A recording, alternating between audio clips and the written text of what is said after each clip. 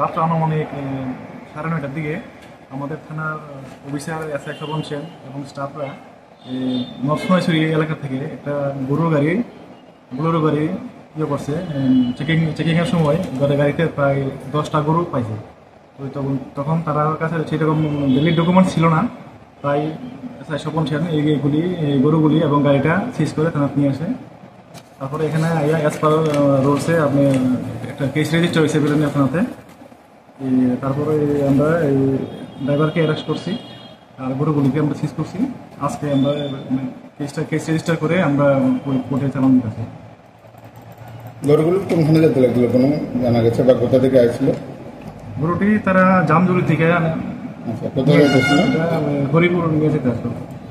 তার কি কোনো কাগজপত্র বা যারা কিনছে তাদের নাম টাম জানা আছে?